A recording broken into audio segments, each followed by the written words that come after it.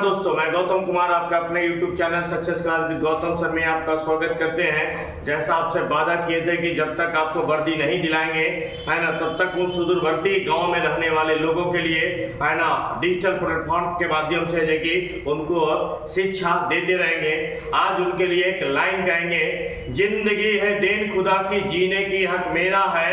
जिंदगी है देन खुदा की, जीने की हक मेरा है। मेरे पाँव जमीन पे है तो क्या, मेरे पाँव जमीन पे है तो क्या, आसमान छूने का हक मेरा है। मेरे पाँव जमीन पे है तो क्या, आसमान छूने का हक मेरा है।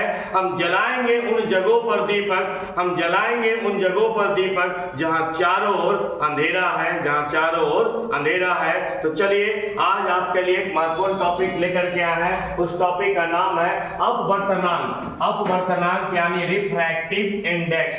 Refractive index. अब देखिए अपवर्तनांक किसे कहते हैं जो समझिएगा। हवा में प्रकाश की चाल, हवा में प्रकाश की चाल तथा किसी वस्तु में प्रकाश की चाल के अनुपात को अपवर्तनांक कहते हैं।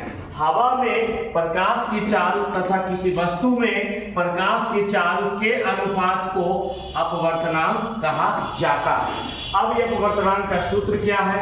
तो अपवर्तनांक का सूत्र देखिए, अपवर्तनांक बराबर वायु में प्रकाश की चाल बटा किसी वस्तु में प्रकाश की चाल है ना के अनुपात को अपवर्तनांक कहा जाता है। वायु में प्रकाश की चाल बटा किसी वस्तु में प्रकाश की चाल के अनुपात को अपवर्तनांक कहा जाता है। अपवर्तनांक को म्यू से सूचित किया जाता है। किसके द्वारा किया जाता है? म्यू के द्वारा सूचित किया जाता है। हवा में प्रकाश की चाल है ना लगभग आपका 3 लाख किलोमीटर प्रति सेकेंड या 3 गुने 10⁻8 मीटर प्रति सेकेंड होता है।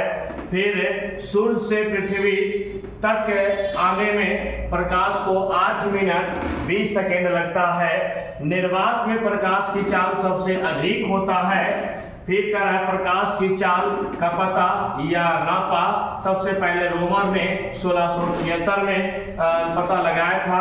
फिर उसके बाद है कि हीरे में प्रकाश की चाल, देखिएगा इसमें अभी क्या देख रहे हैं, दरोगा और पुलिस के सेट में एक न्यूमेरिकल है जो कि हल्का सा पूछ देता है जिसमें ना विद्यार्थी फंस जाते हैं। ये उन्हीं का सोल्यूशन के लिए देखिए ये लाए हैं। तो क्वेश्चन आपके आ जाता है सेट में कि किसी वस्तु में देखिए अपवर्तनांक निकाले किसी वस्तु का।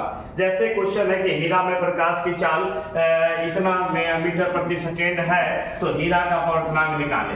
तो देखिए सूत्र कह रहा है कि हीरा का अपवर्तनांक बराबर, जिसको निकालना है उसका लिख दिए, हीरा का अपवर्तनांक बराबर तो वायु में प्रकाश की चाल बटा हीरा में प्रकाश की चाल। तो वायु में प्रकाश की चाल होता है इतना 3 गुने 10⁻8, यहाँ पर है देखिए लिखा हुआ है। फिर है देखिए हीरा में प्रकाश की चाल ये आपका लिखा हुआ है। ये दोनों है ना कर दिया गया। कैलकुलेशन करेंगे 0 से 0 कट जाएगा। काटने के बाद है देखिए आपका आंसर है देखिए ये आ जाएगा 2.47 लगभग। ठीक है। फिर इसके बाद है कि देखिएगा यहाँ पे हमने नोट में लिखा है कि जिसमें जितना प्रकाश का चाल, जिसमें जितना प्रकाश की चाल कम होगा उसका अपवर्तनांक उतना ही अधिक होगा। बात को फिर से समझा जाए, जिसमें जितना प्रकाश की चाल कम होगा, जिसमें जितना प्रकाश की चाल कम होगा उसका अपवर्तनांक उतना ही अधिक होगा। हीरा का अपवर्तनांक सबसे ज्यादा होता है। हीरा का अपवर्तनांक सबसे ज्यादा होता है। ठीक है। अब देखिए कुछ आपको प्रैक्टिस करने के लिए देखिए अपवर्तनांक लिखे हैं, आप इन सूत्र का सहारा लेकर के बनाइएगा और इसे कमेंट में सभी का आंसर बताइएगा।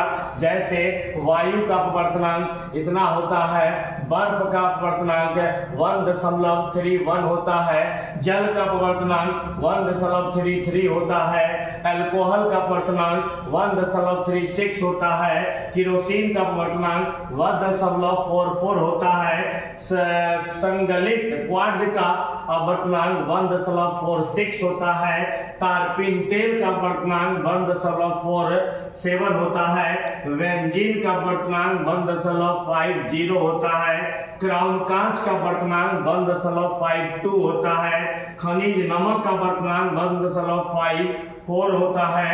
फिर कह रहा है सघन फ्लिंट कांच का अपवर्तनांक 1.65 होता है, रूबी यानी मानिक का अपवर्तनांक 1.71 1 होता है, नीलम का वर्तनांक 1.77 होता है, हीरा का वर्तनांक 2.42 होता है।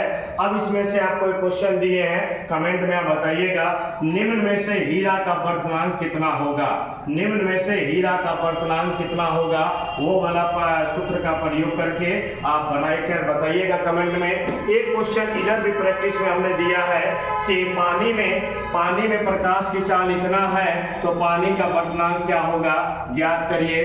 ठीक है, ये आपके ऑप्शन में दे रखे हैं 1.2, बी में है देखिए 1.42 और ये सी में है आपका 1.33 और डी में है 1.27। ठीक है, हम उम्मीद करते हैं कि आपको काफी अच्छे तरीके से समझ में आ गया होगा और इन सूत्रों का प्रयोग करके ये जो सारे आपके जो एग्जाम्पल दिए गए हैं प्रैक्टिस करने के लिए आप इसे प्रैक्टिस कर लेंगे।